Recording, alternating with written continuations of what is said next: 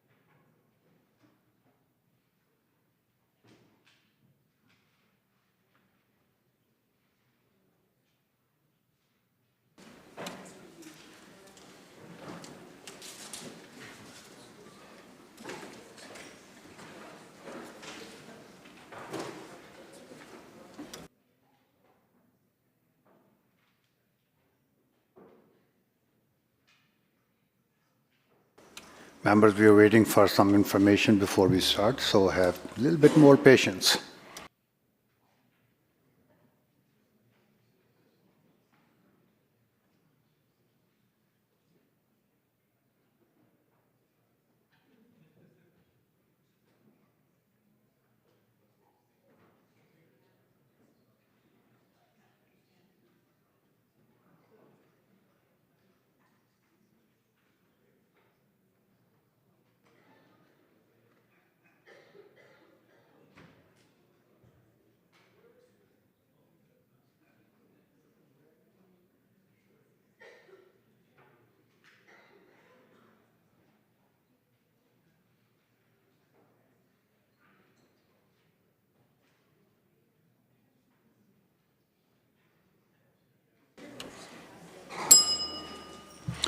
Introduction by members.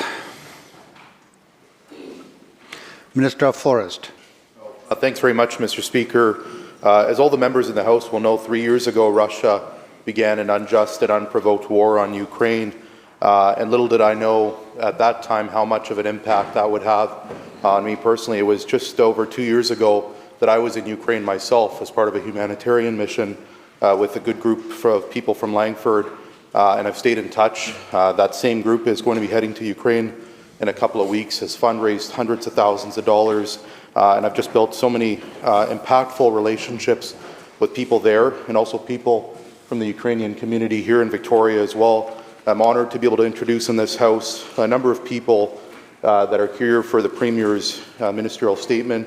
Dmytro Borisenko, the President of the Ukrainian-Canadian Congress, Victoria Branch, Hanna Aleshchuk, Vice President of the Ukrainian-Canadian Congress, Victoria Branch, Anastasia Zavelio, Ambassador for Political Inquiries, Ukrainian-Canadian Congress, Katriana Bandura, Public Relations Director for the UCC, Robert Hurachuk, President of the Ukrainian Studies Society, Andrei Fabrikov, President of the Ukrainian-Canadian Cultural Society of Vancouver Island, Vetrochenko Natalia, Secretary of the Ukrainian-Canadian Congress, and Brian Melick, United Canadian Congress. Will the House please join me in making them all feel very welcome?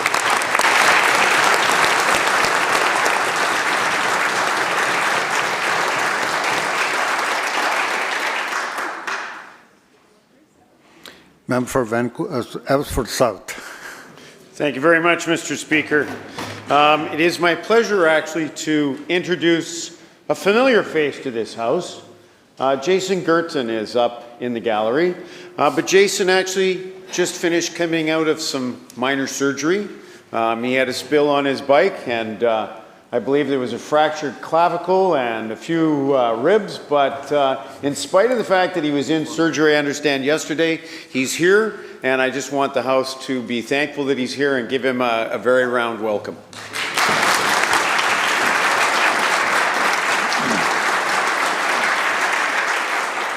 Mr. Premier. Thank you, Honourable Speaker. I rise to welcome a couple of guests in the House from the University of British Columbia. Melanie Stewart, as a former Deputy to the Minister of Education and Childcare, was instrumental in helping the province respond to unprecedented population growth, the early childhood education program through our childcare initiative. A remarkable public servant has joined UBC, and President Antoine Bacon, who poached her from us. I think he's done some other things as well. They're both here to meet with members of the House to talk about the research and economic driving activities of UBC, as well as the experience of students training up the next generation of leaders in our province. So glad to have them here. I know that UBC touches the lives of many of the members, constituents across the province. Please all join me in making them feel very welcome here today.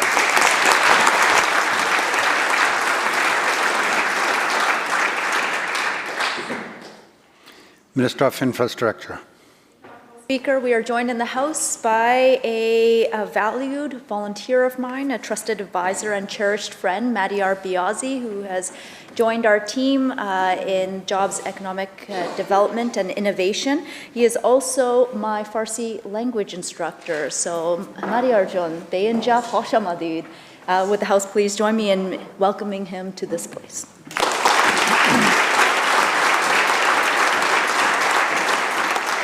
Member for Victoria Swan Lake. Thank you, Honourable Speaker. Today we are joined in the House by representatives from the Asamba Centre, neighbours to my constituency office in Victoria Swan Lake. Office Manager Melvin Carbonell and volunteer Erin Ladinius support the important work of the only African cultural centre and hub for people of African descent on Vancouver Island. I look forward to sharing more about this organization later this afternoon, and I ask that the House please join me in making them feel very welcome.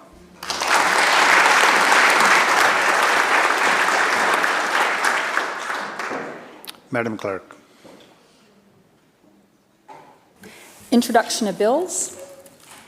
Statements by members. Member for Victoria Swan Lake. Again, Honourable Speaker. And thank you to the Algonquin-speaking people, the Songhees and Esquimalt First Nations on whose territory we gather. Victoria Swan Lake is proud to be home to the Asamba African Arts and Cultural Centre. As we enter the final week of Black History Month, I'm grateful that I have the opportunity to highlight the work they do every day to shape our province and uplift the people that live here. Home to the African Art and Cultural Contributor Society, Asamba was founded by visionary and advocate Pulsheri Umbasi. Since 2012, the Centre has promoted the rich and diverse cultures of Africa and the Caribbean through arts, education, and community initiatives such as the Black in BC Leadership Summit and Africa Fest. As the Parliamentary Secretary for Arts and Film, I cannot overstate the importance of ensuring that diverse voices are represented in the arts. Asamba's work preserves and promotes the rich history, cultures, and traditions of the Black diaspora. This empowers people to become an integral part of Canada's cultural fabric and affirms the value of diversity for us all. Asamba also plays a significant role in the fight against anti-Black racism and systemic racism more broadly. In 2022, they led and convened a pilot project which directly contributed to the government's Anti-Racism Data Act. I thank Asamba's professional team and volunteers for their unwavering dedication to promoting cultural awareness and fostering community resilience. Their contributions are deeply appreciated, and we look forward to many more years of inspiring and important work. Thank you, Honourable Speaker.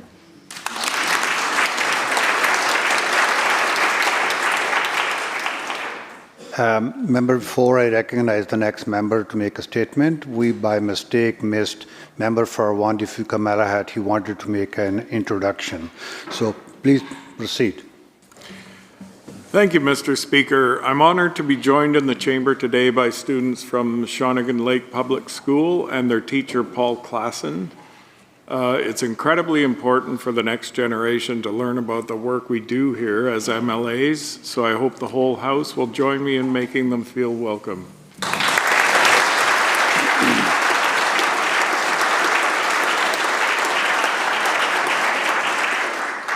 Thank you, member. Member for Prince George Valemount. Thank you, Mr. Speaker. Living in northern BC, we unlock a reservoir of resilience and strength that defines our communities and leaders. Each challenge embraced, whether it's braving harsh winters or enduring economic shifts, only fuels our unbreakable spirit. Leaders in our community emerge, not only as voices of resilience, but beacons of hope and integrity. One such leader from my incredible riding of Prince George Valemount is Jonathan D. Cooper, the Canadian-American professional hockey coach. John is currently the head coach of NHL's Tampa Bay Lightning, and as we are all aware, last week at the Four Nations Hockey Tournament, he led the Canadian team to a win. John is Prince George's first ever NHL coach. He won back-to-back Stanley Cup championships in 2020 and 2021, and he is the longest tenured head coach in the NHL. John's father, Bob, is a leader in the Prince George construction industry, establishing a highly successful business, R.J. Cooper Construction, in 1967. It continues to operate today. In 2013, Bob stated, laughing, "I guess we did a good job with him," hearing his son was to become the head coach for Tampa Bay. After the win last week, Coach Cooper said via Sportsnet, quote, "I just hope Canada is proud because every player in that room is proud to be Canadian. Did we need a win? Not only for our team, but Canada needed a win. The players bear that on their shoulders. They took it seriously. This one was different. It wasn't a win for themselves. This was a win for 40+ million people. The guys knew it, and they delivered," unquote. In the face of adversity, leaders help us to rise together, turning obstacles into stepping stones.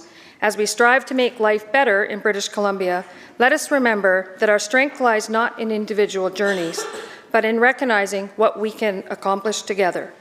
United we stand, divided we fall.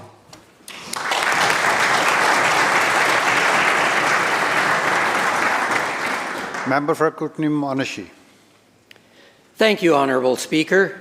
It is my pleasure to take this time to congratulate the majority owner and CEO of KC Recycling, Pete Stamper, in our Kootenay-Monashee riding on his recent award of a King Charles III Medal for his work in the circular economy. Pete intentionally brought his family to BC from Seattle about 6 years ago. He brought them for safety, schooling, and lifestyle.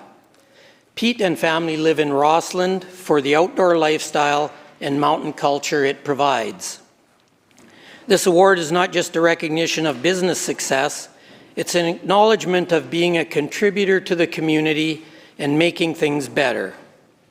I think a large part of receiving this award has also come from the way he builds relationships and communicates enthusiastically about the importance of his work.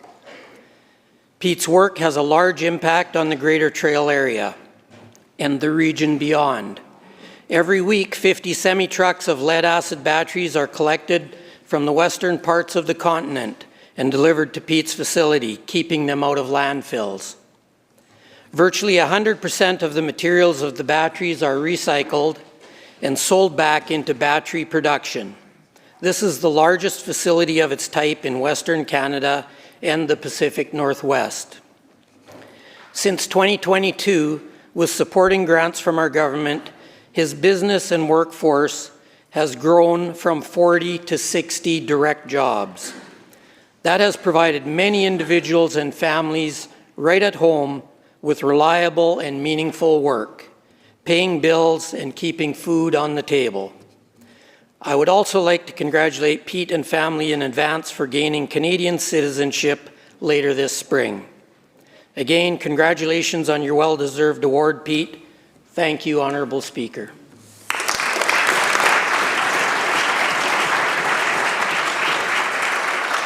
Member for Chilliwack North. Thank you, Mr. Speaker. It is truly an honor and a privilege to stand in this House today to pay tribute to some of the incredible organizations that look after our most vulnerable and needy people in Chilliwack.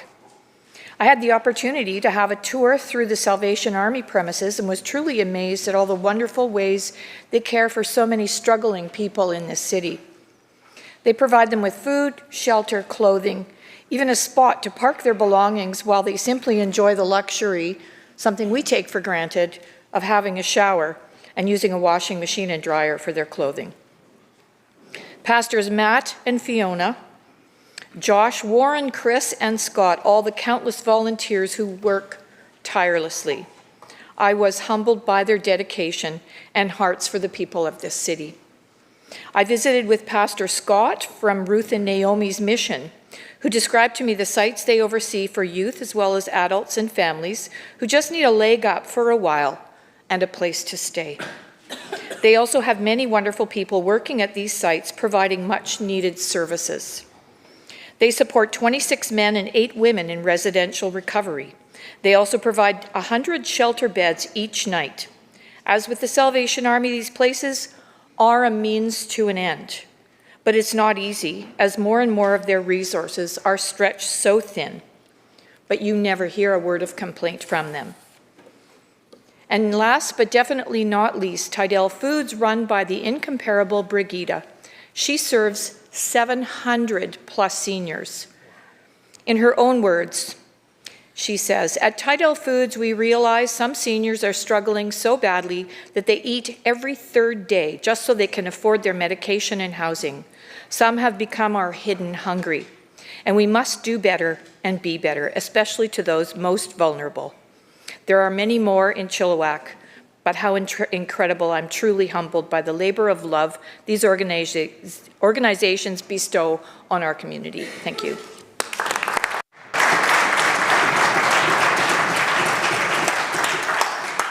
Member for Surrey Newton. Thank you, Honourable Speaker. This past Saturday, communities across the province came together to walk in their local Coldest Night of the Year event to help combat homelessness and poverty. It was especially meaningful for me to partake in this year's walk, which took place in my community of Surrey Newton, a community where so many local organizations work tirelessly to support vulnerable individuals and raise awareness about critical issues like poverty, food insecurity, mental health, and housing challenges. There was an outpouring of support from a number of local community groups, including the 5 organizations that hosted this year's walk.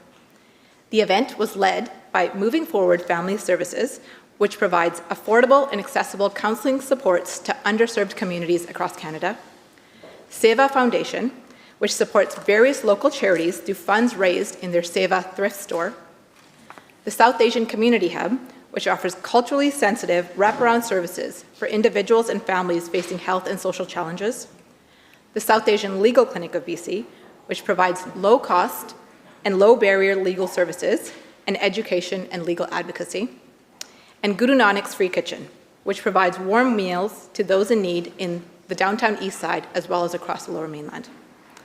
The work of these organizations does not go unnoticed in our community, and I'm deeply grateful to those for hosting this year's walk and for the work that they do day in and day out throughout the year.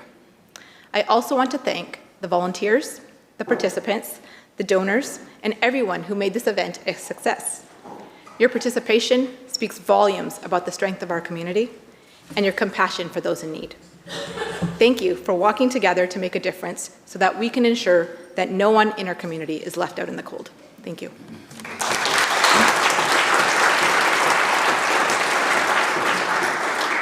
Member for Kelowna Centre.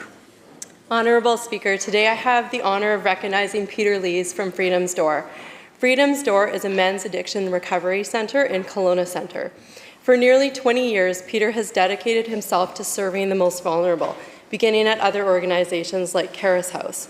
His tireless work recently earned him the King Charles III Coronation Medal, a true testament to his kindness, compassion, and work ethic. It's impossible not to feel inspired around Peter. His infectious joy shines through every conversation. I heard a story from a recent alumnus who credited Peter with not only helping him overcome addiction, but also helped him enter a 4-year engineering program at university. Another notable graduate from Freedom's Door, Levi Nelson, he attended in 2015. He's gone on to become one of 4 Indigenous designers of the medal for the Invictus Games. Founded by Tom Smith-Wick in 2002, Freedom's Door now boasts a chapel, a gazebo, several gathering areas, and a long waiting list, all achieved without government funding, relying solely on community generosity. Their abstinence and faith-based approach, along with a strong good neighbor policy, inspires participants to give back. Whether it's picking up garbage, shoveling snow, or cutting the grass for new parents of triplets when it grows to about a foot tall, their impact is clear. Their neighbors love them. The 90-day program at Freedom's Door helps participants understand the biological, psychological, social, and spiritual roots of addiction, guiding them back to hope, worth, and purpose. My favorite quote on their site is, quote, "We talk in group of spirituality because the worst outcomes of addiction are total loss of hope, loss of worth, of value, and of purpose," end quote. I'm so impressed with Freedom's Door's success rate and return of quality of life to individuals. We need more programs like this that truly heal and restore lives. Thank you, Tom, Peter, and Freedom's Door.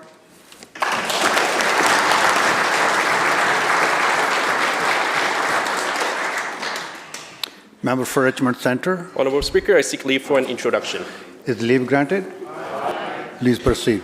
Thank you, Mr. Speaker. It's truly exciting to welcome students from Richmond Secondary School in my riding of Richmond Centre to the BC Legislature today.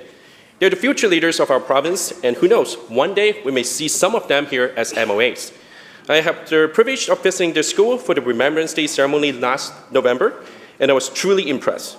The band and the student MC did an outstanding job, and I'd like to take this opportunity to recognize their hard work. Let's all give them a big round of applause and warmly welcome them to the BC Legislative Assembly.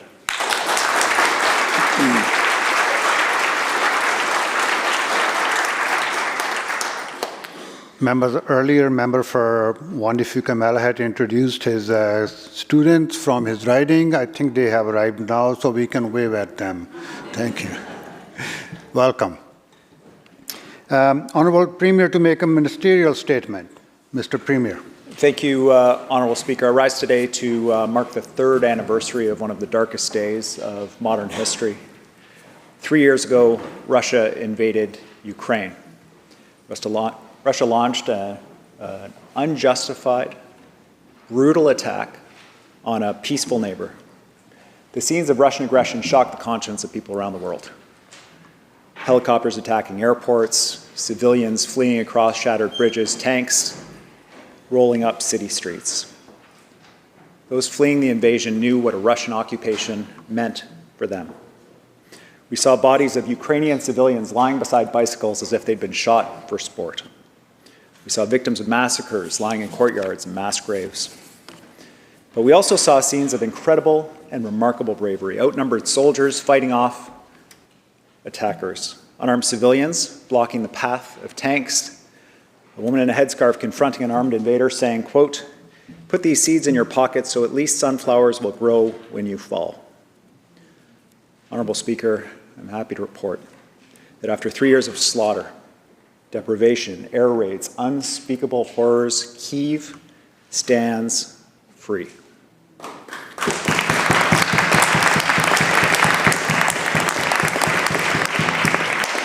Ukraine remains an independent, sovereign nation as its citizens want it to be, and may it ever be such. Ukraine did not start this war.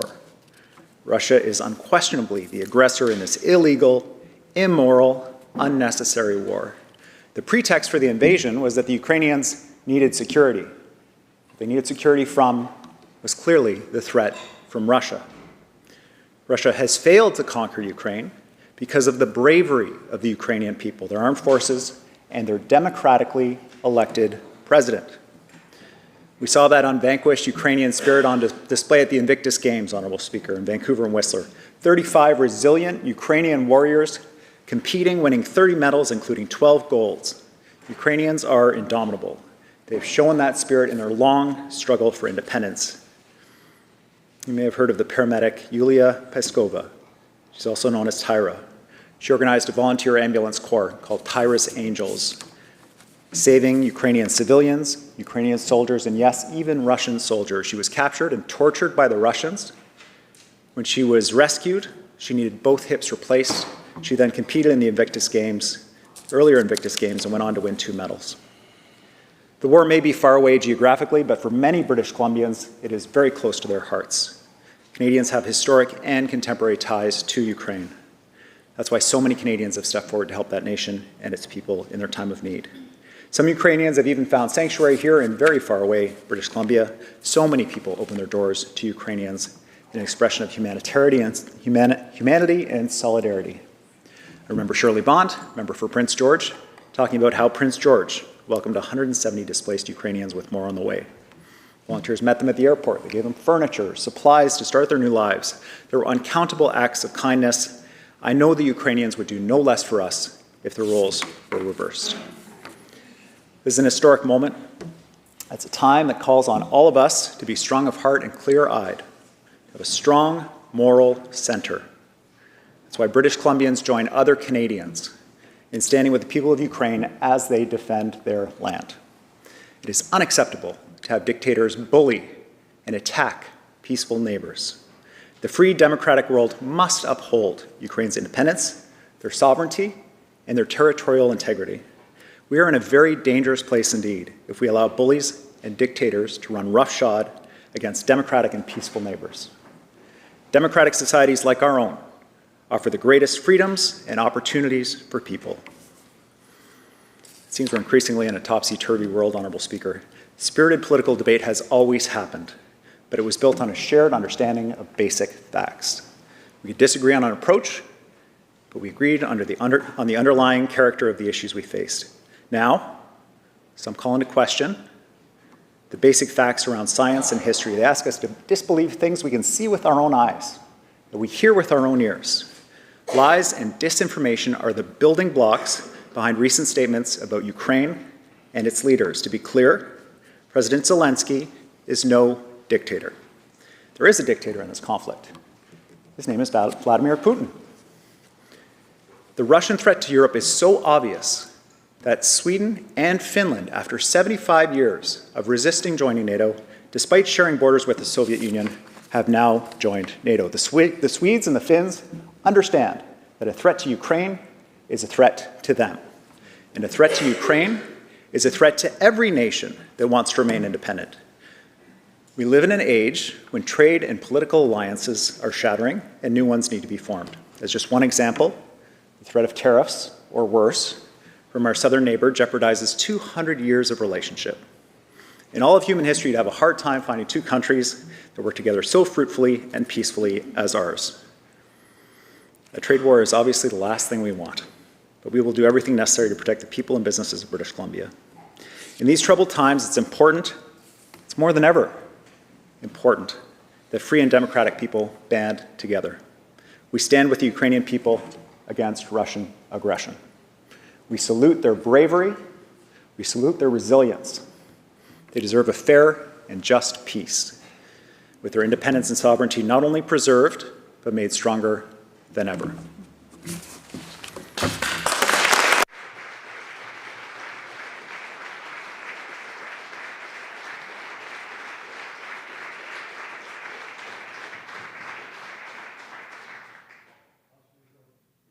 House Leader of the Official Opposition.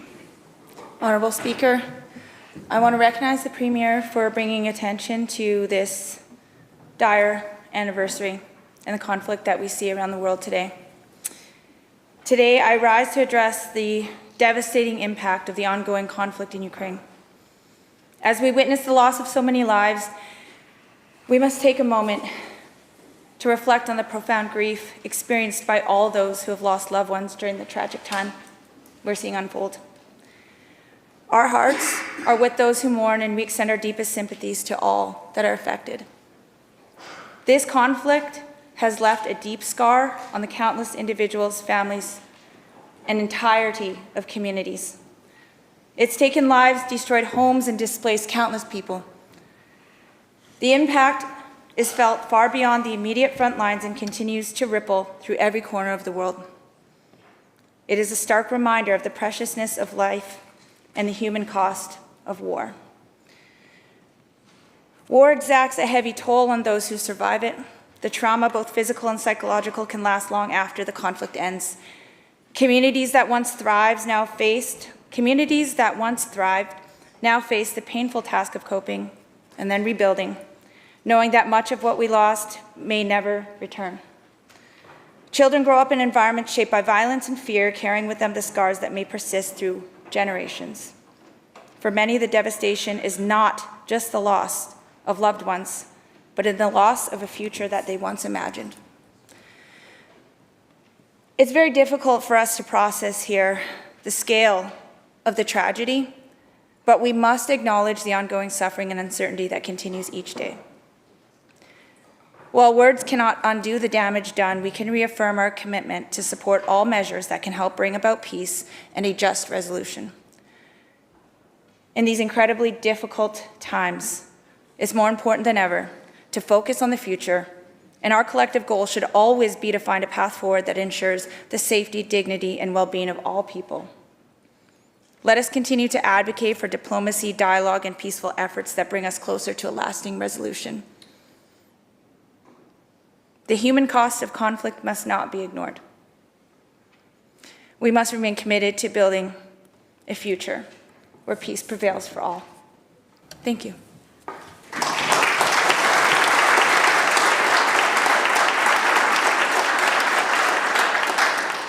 Leader of the third party. Thank you, Honourable Speaker. As the Premier and the Opposition House Leader have noted, 3 years ago, human dignity, sovereignty, and peace were threatened by Russia's invasion of Ukraine. The result has been hundreds of thousands of people killed or wounded, cities turned to ruin, millions of Ukrainians displaced, and a destabilization of global politics. I have to say, on a personal level, I'd hoped we were beyond this. I hoped we were better than this, fighting and killing each other for national territory when there are existential threats to our way of life. As we enter the 4th year of this war and humanitarian crisis, it is more important than ever for British Columbia to extend its unwavering support to Ukraine. We cannot allow geographical distance or time elapsed to render us apathetic to the brutalities inflicted on Ukrainians. We must not ignore the violence against the Ukrainian people that continues just as fiercely today. We must stay vigilant against hate and fight back against the influx of disinformation, mistrust, and deception coming from Russia, Putin, and those under his influence. We must ensure that peace is led by Ukrainian leaders and acknowledge the need for international support to rebuild. That effort must be led from Kyiv based on Ukrainian interests, not financial interests out of Washington. We must not let global leaders bully Ukraine and use this crisis for their own personal gain. The sovereignty of Ukraine is not up for debate, just as our Canadian sovereignty is non-negotiable. Above all, we must remember the people of Ukraine, the many innocent lives lost, families separated, and vibrant communities torn apart, the millions displaced and severed from their homes, the dreams, hopes, and desires that make up Ukraine lost to needless war. While remembrance and reflection are important, they must also be met with action. This crisis is ongoing, and it's our duty to stay committed to Ukraine and its people. Last year in this House, Sonia Furstenau said that this crisis should serve as a wake-up call to us all about the importance of unity and resilience. This sentiment is just as relevant as it was last year, and I encourage us all to rally together behind our friends in Ukraine. To continue fighting alongside them for their sovereignty and right to self-determination, to ensure nothing about Ukraine without Ukraine, to foster a British Columbia that is welcoming and safe for all Ukrainians who need it, to be optimistic and hopeful for our future together, and to create a world in which we might cast aside the horrors of war in exchange for respectful dialogue, cooperation, and peace. Thank you, Honourable Speaker.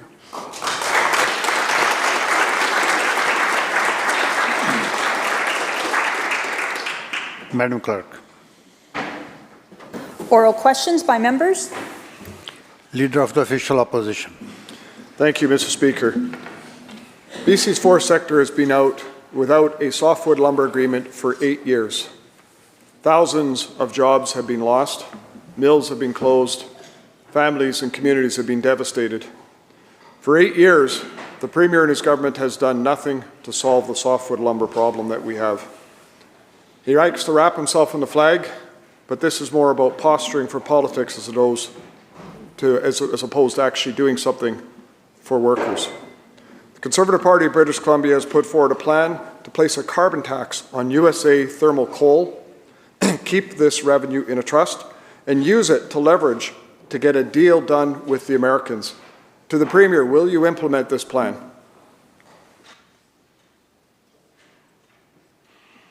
Mr. Premier.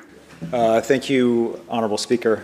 Our forestry industry is facing huge challenges. The recent proposal to increase tariffs on them, which they are seeing, is costing jobs and livelihoods. I'm glad to see the Leader of the Opposition standing up to say that he is seeking ways to retaliate against unfair tariffs. Because frankly, I hadn't heard him say that. It's a significant departure. And it's important that in this House, that when the US is attacking industries in Canada, that we all stand together to say, if you hit us, we'll hit you back. We're going to make sure that Americans feel what you're imposing on Canadians. We don't want this fight. We're going to stand up for it. Shh, the member knows there are big challenges with a federally regulated industry of railways and ports, but I am happy to work with the member to find ways to retaliate against unfair tariffs against Canadian industries we can all support, because we got to stand up for BC businesses, including in the forestry sector. And honestly, Honourable Speaker, it is a relief to hear him talk about retaliation, because this House needs to be united in the face of this unprecedented threat from our neighbour to the south.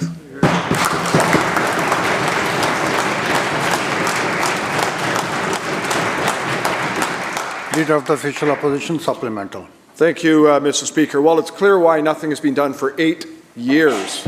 There was no tariffs. There was no issues. There was duties that were put in place, and clearly this Premier did not understand the challenge of facing a forest sector and doing absolutely nothing. Now he wants to stand up to champion BC, and helpfully I'm glad he wants to stand up to champion BC, but what about all the workers that lost their jobs? What about the forest sector that has not had a champion in this government for 8 years and that has been devastating?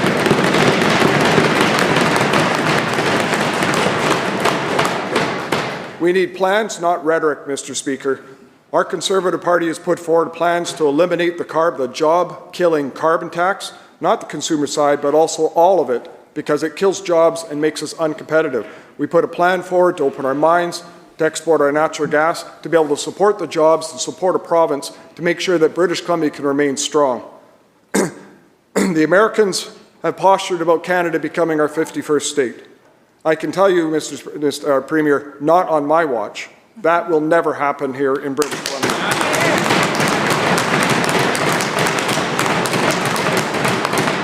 It's time to rake the Americans over the coals and deal with this issue. This is why we're asking for this carbon tax to be put in place. We need to be able to have leverage to deal with the Americans to get a softwood lumber agreement in place. And yes, there's a threat of tariffs, but this is an ongoing 8-year challenge that we've had that the NDP have done nothing on. So once again, to the Premier, will you implement a carbon tax on the US thermal coal coming through British Columbia? We have the ability to do that. Use it as the leverage that's needed to get a softwood lumber and get our forest workers back to work.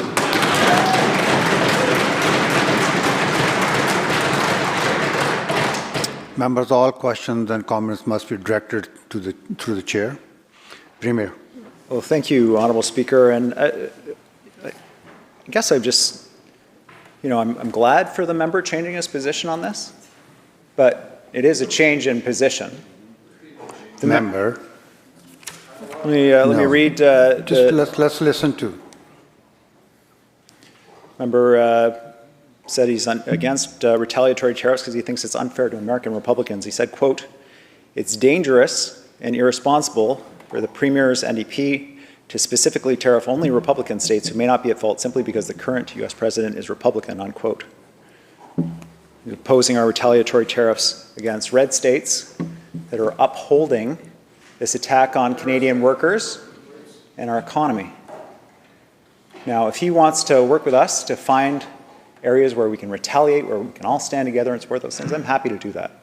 There are major challenges with his, member knows there's major challenges with his proposal around federally regulated export industries, around placing provincial charges on that. If it were easy to do, absolutely, we would do it.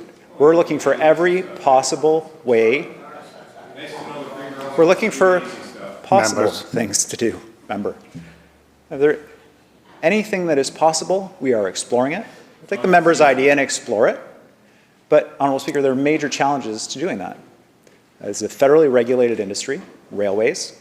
It's an export good that goes through a federally regulated port, and we can't place export taxes on products like that. And so we'll explore it. Again, to the member, we have been consistent, and we will be consistent. We will retaliate against the Americans for imposing unfair tariffs. Members, let's hear the answer. Members, let's hear the answer, please. We will retaliate against the Americans for unfair tariffs. If the members want to work with us on that, I welcome that change of heart, Honourable Speaker.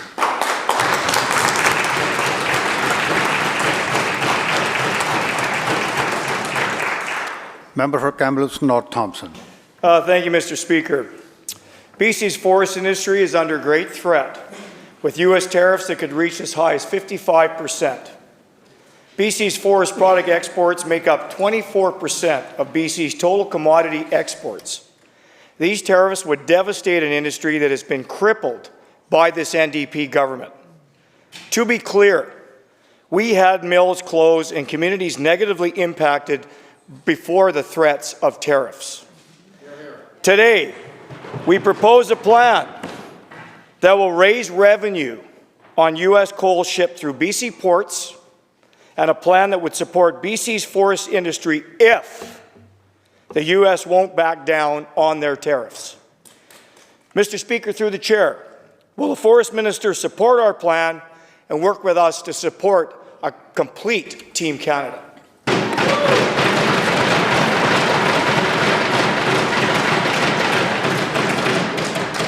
Minister of Forest. Thanks very much, Mr. Speaker. Mr. Speaker, everyone in British Columbia knows how vital our forest sector is to our province. Has been for the past 100 years, and will be for the next 100 years.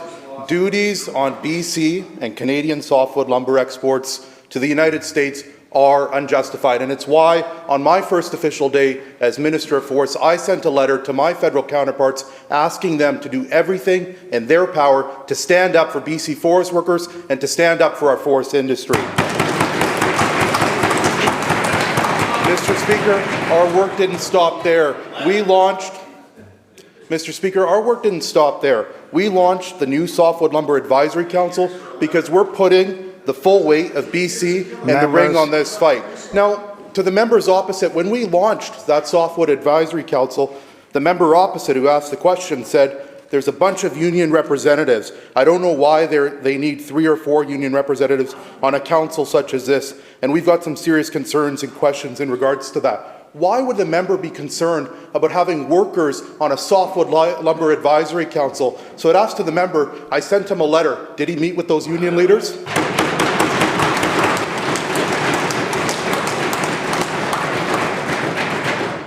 Kamloops North Thompson, supplemental. Thanks very much, Mr. Speaker. And remember, for clarity, the Softwood Lumber Agreement has been sitting on the books since 2015 without anything done. And this government has been here for 8 years and they've done nothing on this file. So, Mr. Speaker, 65% of BC's softwood lumber is shipped to the U.S. That is lumber and forest products, which is the top exported commodity from BC to the U.S. The NDP's inaction in response to U.S. tariffs is threatening to shut down our entire forest industry. So, Mr. Speaker, through to the chair, if the Forest Minister is unable to support our proposal for taxing shipment of U.S. thermal coal and using those funds to support our BC industry, will he at least agree to bring it swiftly to his recently established BC Softwood Advisory Council to get their opinion on our proposal and commit to making it public?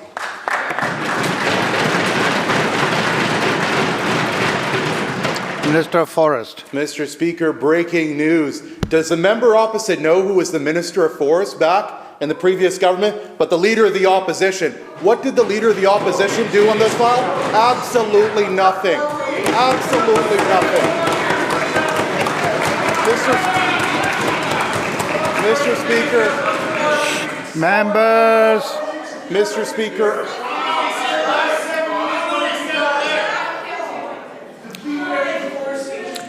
Members, come to order. Mr. Speaker, I welcome any ideas, any solutions to be able to address this. I welcome any solutions to this long challenge that has been going on since prior to I was alive, Mr. Speaker, I might add. I was in Sacramento just a couple of weeks ago. I was speaking to community leaders, to lawmakers who almost lost everything down south with devastating wildfires impacting the southern part of California. British Columbians know all too well the devastating impacts of wildfires. It's why we have a strong working relationship between BC Wildfire and CAL FIRE. And the meeting that I was able to secure down there was with the California Building Industry Association, where they jointly put out a statement, and Dan Dunnamoyer, who's the head of the the California Building Industry Association, said, and I would quote, tariffs could add $35,000 to $45,000 to a home built. We know how devastating softwood lumber duties and tariffs are to British Columbians, but Americans know how devastating they are to those people who are just trying to rebuild their homes.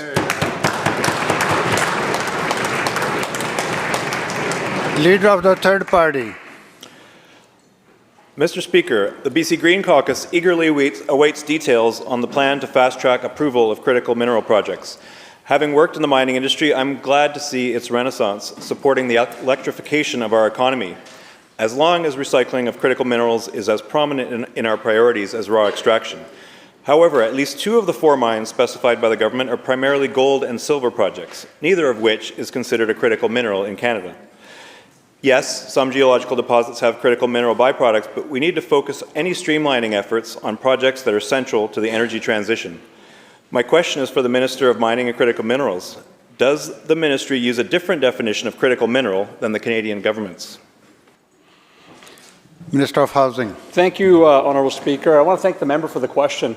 The Premier has asked me to work with my colleagues to ensure that we're able to do 3 things when it comes to responding to the threat of the tariffs from the U.S., President Trump's administration. First, of course, is to respond, and there's been lots of debate, and it's great to hear the opposition party finally agree that they believe that there should be a strong response from British Columbia. Of course, diversifying is going to be a critically... Member.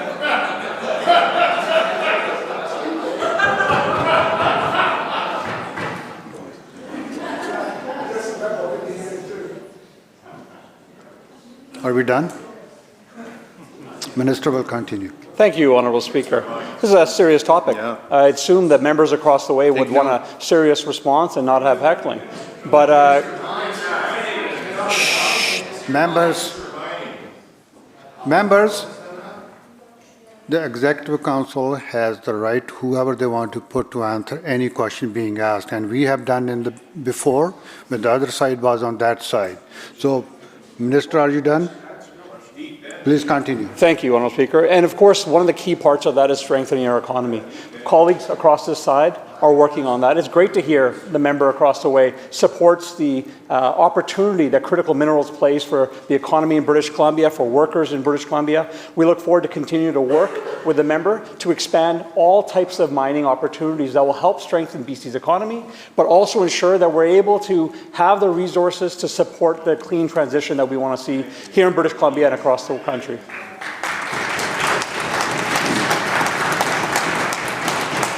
Member supplemental. The government's stated goal is to promote development by speeding up permit approvals, yet a recent audit by SFU and UBC academics found that economic factors like commodity prices play a more significant role in delaying mining projects than do provincial regulations. It's not just a matter of cutting red tape. The audit's conclusion was that the BC government is approving mining operations that aren't economically viable, and that BC mines regularly fail to meet their economic forecasts. For every 100 jobs predicted, only 12 were actually created. My question, again, is to the Minister of Mining and Critical Minerals. If we're to invest public resources to fast-track these projects, how can British Columbians have faith that these mines will create a significant number of jobs when the historical data tells a very different story? Minister of Mining and Critical Minerals.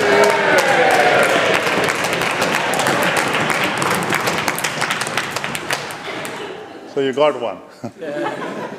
Thank you, Honourable Speaker. Thanks to the member for the question.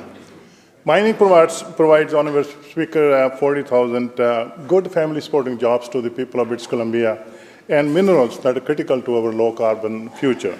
The mining and mineral exploration sector, Mr. Speaker, is a foundational part of British Columbia's economy, and we are supporting it to grow. With rich mineral, Mr. Speaker, deposits, BC has an opportunity to drive growth and create good jobs for the people of British Columbia. And we are advancing, Mr. Speaker, projects that could supply nickel, rare earth element, niobium, tungsten, and cobalt, all in the Canadian critical mineral list, Mr. Speaker. So that's why, Mr. Speaker, we launched phase 1 of BC critical mineral strategy, which includes taking action to expedite critical mineral projects, Mr. Speaker, and maximize federal funding, Mr. Speaker, to grow the economy and create good jobs for the people of British Columbia.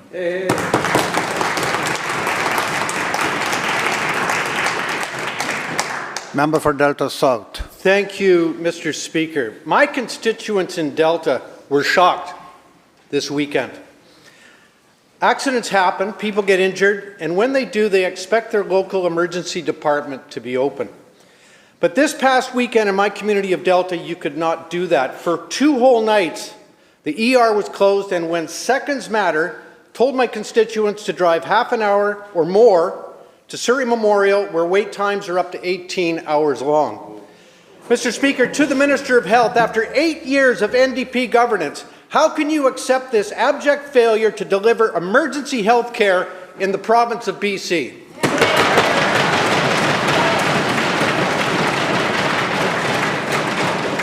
Minister of Health.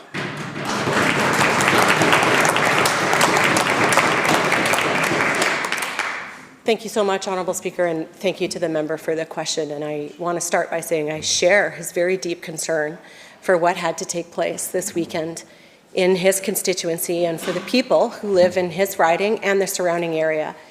Everybody wants to be able to depend on the emergency department, knowing that it is there for them when they need emergency care. These decisions are not taken lightly, and Fraser Health and other health authorities facing this situation do everything that they can to ensure that there is sufficient staffing in an emergency department because it is so critical. Mr. Speaker, we are doing so much work to attract physicians, nurses, healthcare workers, everybody that we need to run every aspect of our public healthcare system here in British Columbia. When these very difficult decisions need to be taken, they are done in a way to help protect people by ensuring that the BC Emergency Health Services knows what's happening, that the public is alerted at a time so that they understand what is happening. But Mr. Speaker, we have so much work to continue to do, attracting new physicians, credentialing internationally trained graduates, bringing in new nurses, and we're going to continue doing this work so that we can end these types of diversions. Thank you.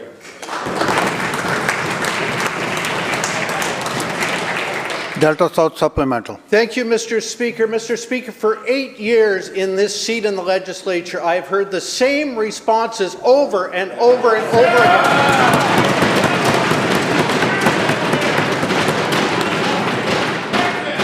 Mr. Speaker, the emergency room is supposed to be a 24/7 service, yet under this NDP government, you can't guarantee the ER will be open when you need it.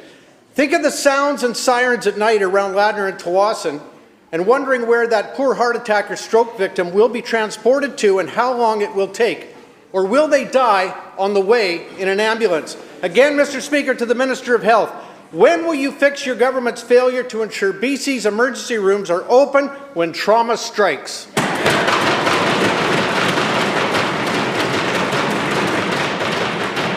Through the chair member. Minister of Health. Thank you, Honourable Speaker, and thank you again to the member for the follow-up question there.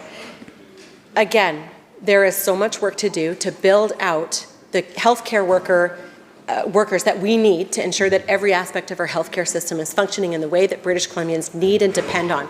We have so much to be proud of here in our public healthcare system, and I know that the doctors and the nurses and the workers in those hospitals are feeling this, and they too are impacted by this. They are working so hard. Mr. Speaker, we didn't get into this problem. Members. We did not get into this problem overnight. Mr. Speaker, that's why we are taking short-term steps through the work that we're doing to attract more physicians, nurses, and healthcare workers, but longer-term steps too, like building a new medical school in Surrey through SFU. Mr. Speaker, when the opposition leader was in government, he had the opportunity to open a new Surrey medical school, and he said no.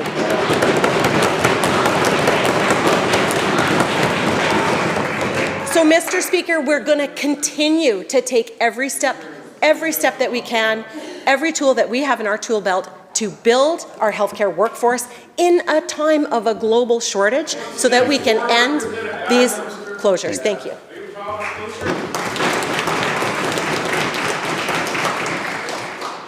Member of Berkeley Valley Stikeen. Thank you, Mr. Speaker. I stand here today talking about the community of Kitwanga, which is way up north.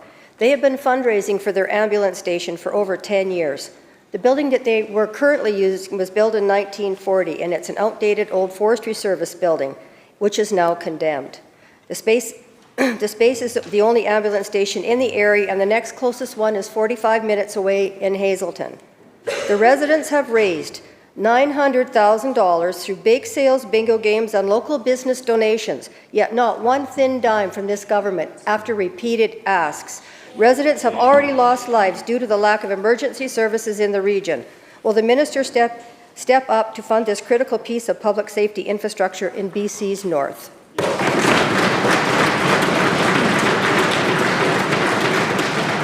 Minister of Health. Thank you so much, Honourable Speaker, and thank you to the member for the question and for raising the profile of what I know has been a real challenge for rural and remote communities in terms of equitable access to healthcare and knowing that the emergency healthcare system is there for them when they need it. Members. Mr. Speaker, when people call 911, they want to know that the ambulance is going to be there. And Mr. Speaker, since 2017, we've seen a significant increase in the number of calls around the province, and we've taken action to strengthen the services in the emergency health system. Mr. Speaker, that includes adding over 1,500 permanent new full-time paramedics, 77 new ambulances, 5 new air ambulances, all part of strengthening the system. I invite the member to provide my office with more details, specifically about the proposal that she raises today in the House, so that I can address it and get back to her with the information that she needs. Thank you.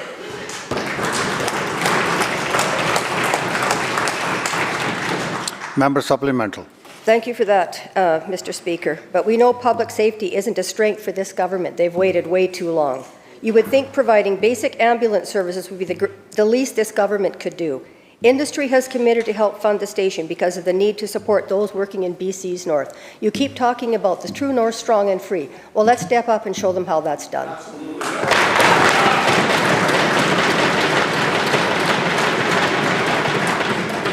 Minister of Health. Thank you very much, Honourable Speaker, and thank you again to the member there. I agree. People living in the north, people living in any place in British Columbia, Mr. Speaker, need to know that the ambulance system is there for them in their time of need. And that's why we're going to continue to take action to strengthen the paramedic system, to work with the union, to work with the employer, to ensure that ambulances and paramedics, first responders, are there for people when they are needed. Mr. Speaker, that includes the agreements that we have signed with paramedics to increase wages, improving response times, and we are seeing results. Mr. Speaker, we're not going to let up. We're going to continue this work, and once again, I invite the member to provide my office with more information so that I can respond to her. Thank you. Member for Columbia River Revelstoke. Thank you, Mr. Speaker. The Provincial Rural Retention Incentive provides up to $8,000 a year for healthcare professionals who work in remote and rural communities. Kimberley and Cranbrook are a 7-hour drive from Kelowna and a daunting 12-hour trip to Vancouver. Knowing this reality, my question through you, Mr. Speaker, to the Minister of Health is as follows. Why are healthcare workers in these communities denied this very important financial incentive?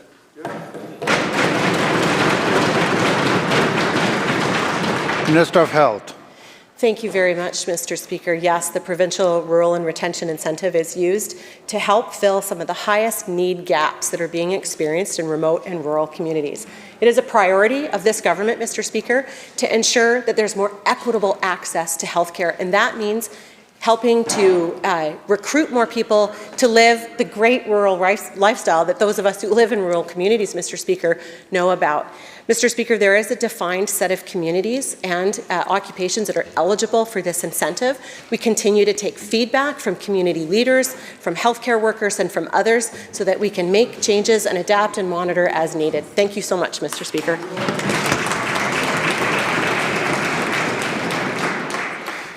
Member for Richmond Bridgeport. BC's economy is under threat. Diversifying trade is one option to support those in this dire time. The Premier should call up our BC Trade Office in Beijing. Oh no, wait, you close it. What about one in Shanghai? Oh no, close too. How about Guangzhou? Close. How about Hong Kong? Closed. I can continue the list. Tokyo, closed. Seoul, closed. Manila, closed. Jakarta, closed. Wait, Singapore, very important city, closed. What about the 4 offices in India, one of our very friendly countries? Closed. New Delhi, Mumbai, Chandigarh, and Hyderabad, all closed. All closed 5 years ago. 5 years of potential trade diversification lost. How can this Premier claim to be diversifying trade when his own government closed our own BC Trade Office?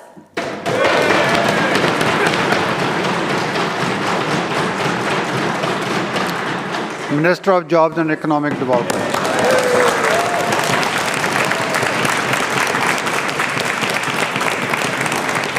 Thank you, Honourable Speaker. Thank you, Member Opposite, for the opportunity to talk about what's really happening in our trade offices. In fact, we opened offices, new offices, in multiple countries in the last couple of years and consolidated our offices. We consolidated our offices in order to save money, which the Member Opposite and their party asks for public accountability and judicious spending of public money. We have saved taxpayers' dollars while ensuring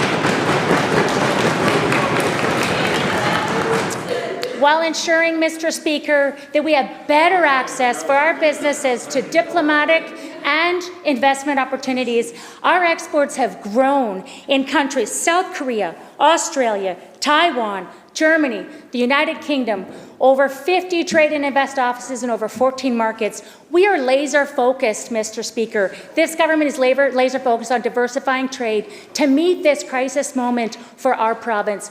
We're going to stand up and defend jobs for British Columbians and support our communities every day. Here.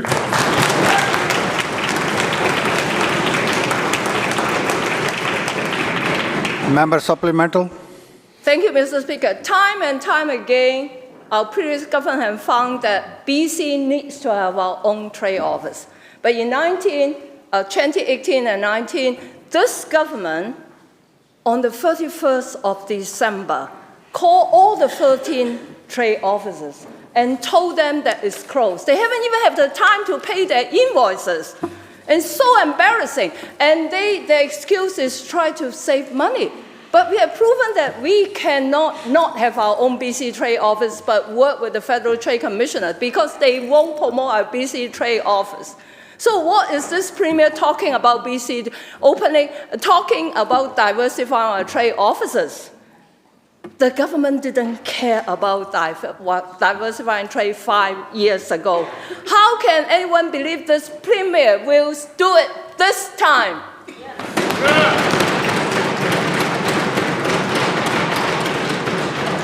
Minister. Thank you, Mr. Speaker. The member opposite knows that it is not true. It is false. We have kept our trade offices functioning better and more affordably. We have increased, since we implemented the trade diversification strategy, Mr. Speaker. Members. Mr. Speaker, the member opposite knows we've had a trade diversification strategy since 2023 that has increased exports 23%. We have the least dependent province on U.S.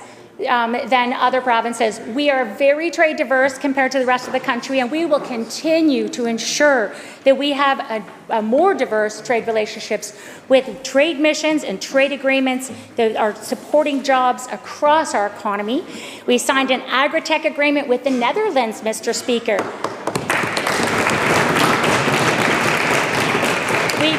We partnered with Japan Overseas Infrastructure Investment Corporation, Mr. Speaker, for transport and urban development to deliver innovative and clean solutions for the future of transportation in our province. Thank you. The bell ends the question period. Member for Columbia River Revelstoke has a petition. Speaker, pursuant to my question period, I have a petition here with approximately 500 signatures on it from the East Kootenay branch of the BC Nurses Union, requesting that they receive the Provincial Rural Retention Incentive. Thank you very much. Thank you. Attorney General, Deputy Premier. Honourable Speaker, I present the 2024 annual report of the Property Assessment Appeal Board. Minister of Indigenous Relations and Reconciliation. Thank you, Mr. Speaker. I have the pleasure to present the BC Treaty Commission Annual Report from 2024 in accordance with the Treaty Commission Act. Madam Clerk. Government House Leader.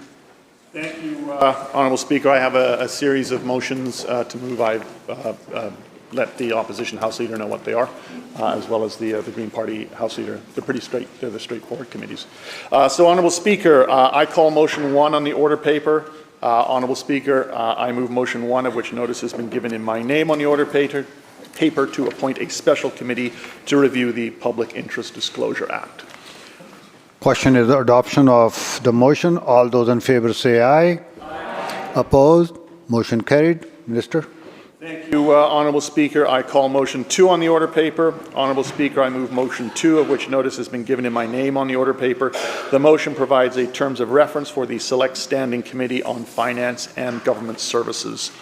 Question is the adoption of the motion. All those in favor say aye. Aye. Opposed? Motion carried. Minister. Thank you, Honourable Speaker. I call motion 3 on the order paper. Honourable Speaker, I move motion 3, of which notice has been given in my name on the order paper to appoint a special committee to appoint statutory officers. You have heard the question. All those in favor say aye. Aye. Opposed? Motion carried. Minister. Thank you, Honourable Speaker. I call motion 4 on the order paper. Honourable Speaker, I move motion 4, which notice has been given in my name on the order paper. The motion provides a terms of reference for the Select Standing Committee on Public Accounts. You have heard the question. All those in favor say aye. Aye. Opposed? Motion carried. Minister. Thank you, Honourable Speaker. I call motion 5 on the order paper. Honourable Speaker, I move motion 5, of which notice has been given in my name on the order paper. The motion provides a terms of reference for the Select Standing Committee on Private Bills and Private Members' Bills. Question is the adoption of the motion. All those in favor say aye. Aye. Opposed? Motion carried. Minister. Thank you, Honourable Speaker. I call motion 6 on the order paper. Honourable Speaker, I move motion 6, of which notice has been given in my name on the order paper. The motion provides a terms of reference for the Select Standing Committee on Children and Youth. You have heard the question. All those in favor say aye. Aye. Opposed? Motion carried. Madam Clerk. Orders of the day. Government House Leader. Thank you, Honourable Speaker. I call second reading Bill 2, Acting Conflict of Interest Commissioner Continuation Act. Thank you.